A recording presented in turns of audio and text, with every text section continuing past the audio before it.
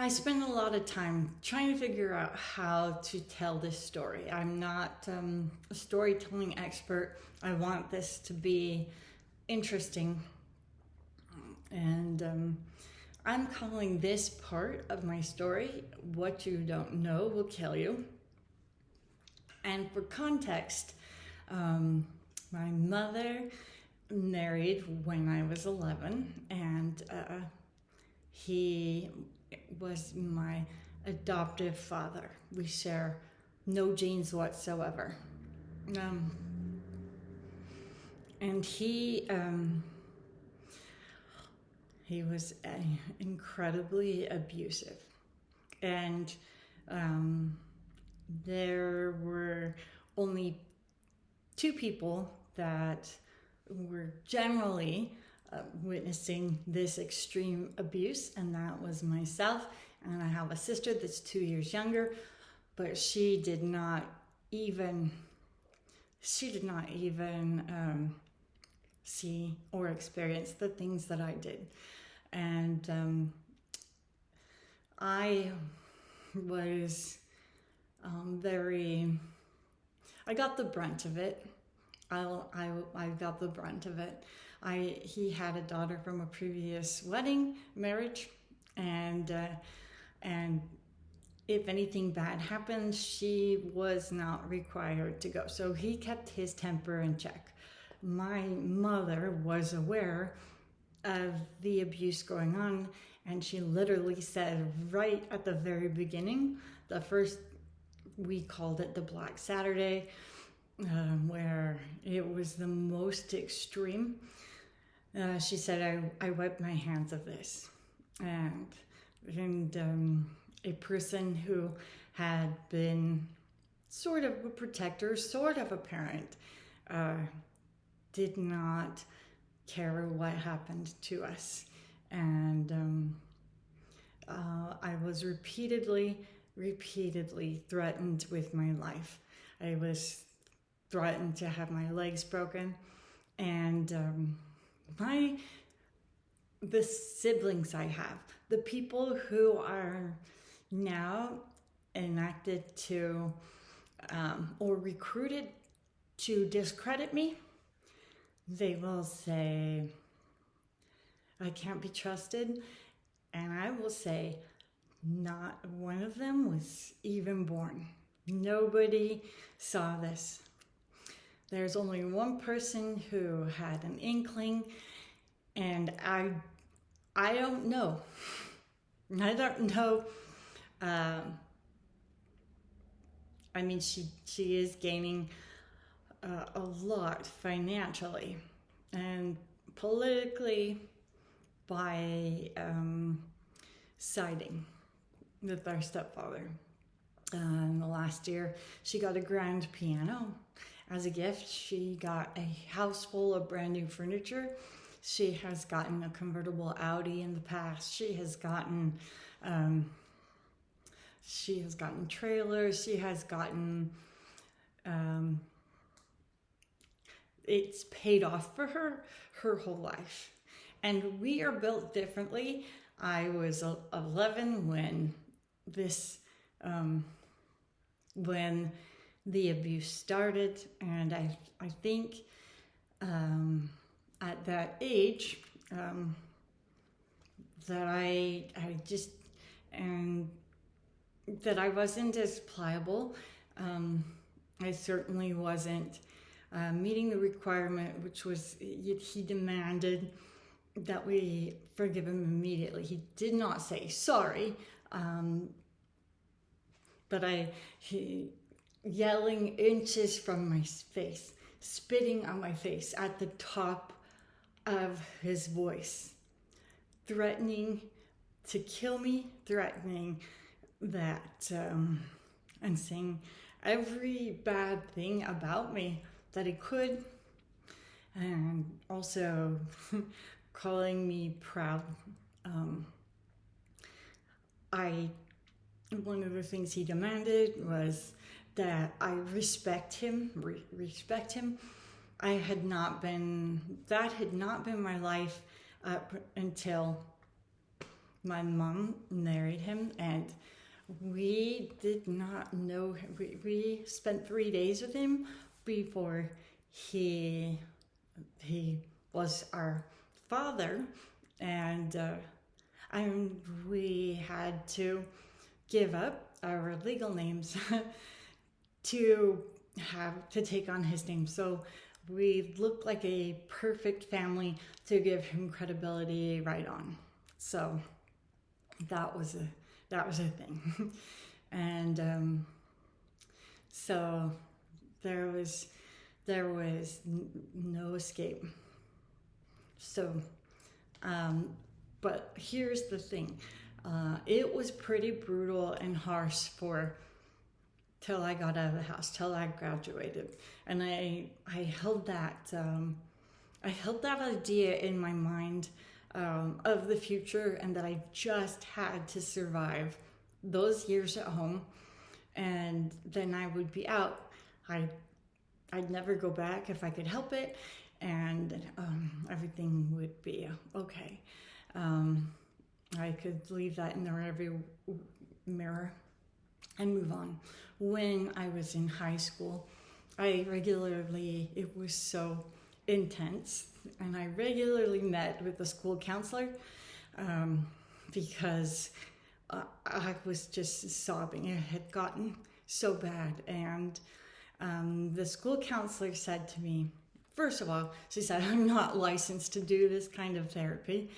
And she said, you're probably thinking you're going to move out of the house and go away and be free of this forever. And I said, exactly, that's what I'm doing. And she said, unfortunately, all the studies show that these formative years in your house will follow you and affect every relationship, everything that you have from here on out.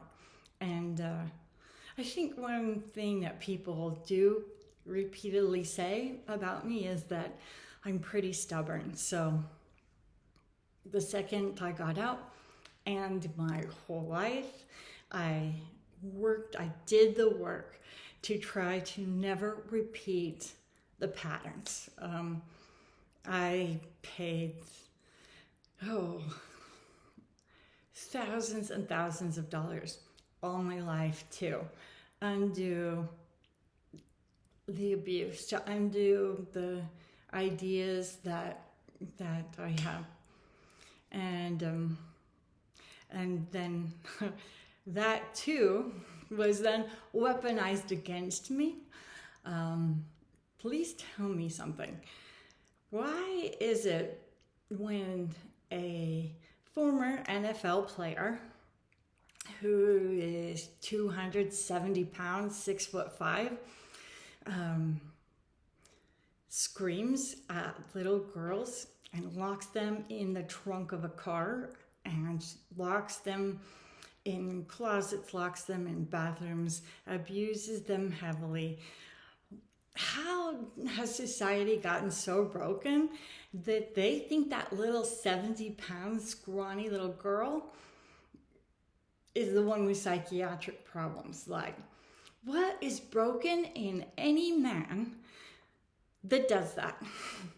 And what is broken in a system that is well aware of what is going on, and they do not help the victims? That's a question I would like to know. Alfred Terry Zirkel, was also hides beneath the church and his righteous authority to this day, and I would have kept my silence forever. This never would have come to light. None of it. I wanted peace in my life. And a year ago, he came for me. But one of the most important things I need to stress is that after I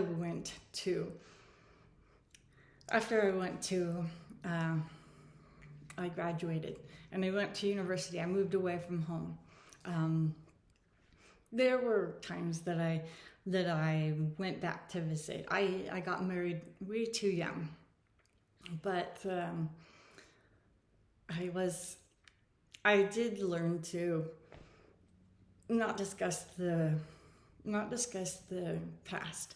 And there were times in my life where he entered again and again, and I had done a lot of work in therapy and in counseling and in church, and believed in working on forgiveness.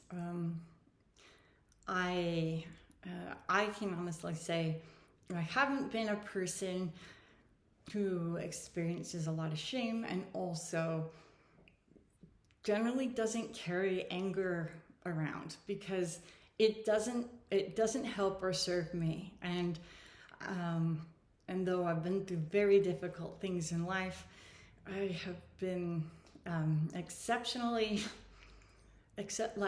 happy. I've been able to have a clear conscience, and I live to my own standards imposed by me, and in general, I lived I had a great positive outlook, and I experienced, natural sadness. I experienced natural emotions of life, but I had an outlook. So that's another thing. Allowing him back into my life time and time again over years, that's on me. I don't care what any church teaches at all, anywhere. I don't care, if the world is constantly shaming you because, oh, you should have family. What's wrong with you that you don't have family? I would, hindsight, I would never, ever have ever invited him in again, ever. And I'm going to pick up this story at a time where I had been pretty much no contact for 10 years after constantly giving him the benefit of the doubt, constantly. And it wasn't until there was an excellent, one of the top world therapists. She's actually, I'll have to look up her credentials, but I've never had someone cut through an issue so very quickly and lay it out. And I would say that I was worn down at this point in my life, and I am also the kind of person that kind of goes, is it me? Am I the problem? That is my issue too. And I also, I'm an INFJ, and I'm going to be referring to old-fashioned terms. I was born in 1973, and these are were modern at the time, terms that maybe don't mean anything today. I don't know anything about you're an avoidant attachment or a dark empath. I don't know any of those terms and what they mean. But I am going to, I am very empathetic to a point. It is paralyzing, and that's how I've been able to not have hard feelings for people. I can, especially, this is probably wrong, but pathologize something in their past and say, it's not you, they treated you this way because, they're forgetful, or they're, they had so much trauma in their own life, and I am my own worst enemy. But it wasn't until someone who was treating him that he went to therapy for before I went to speak to him. And this person, this incredible therapist, her name is Jennifer Finlayson Fife, I was going to a counseling session with her. She was referred by one of my sisters who met her, and I was, saying we had this horrible experience, but I guess where my children were abused, my husband was abused, and I was abused. It was. And we had gone across the country. We had spent so much time and so much money, and it was, and she just said, no, you are being a doormat, which really hurt, and was like, it pulled me up. She said, let me ask you something. She said, you said he was preparing the house for a business seminar to have the very next week. And I said, yeah, that's what was going on. There was like landscaping and work being done to prepare. And she said, would he ever forget the date that those people are arriving and then schedule to be out of town, not have any food, where this place is in the middle of nowhere? Would he do that to any other person? And I said, no. She said, you need to cut off contact. He is abusing you. And that wasn't the first person who had told me, but she did it so quickly. And I actually have the receipts. I have the emails for all of that and what I paid and all of that. Like, this has been prepared for court, and I have been trying to get this seen for over a year by any judge, and not one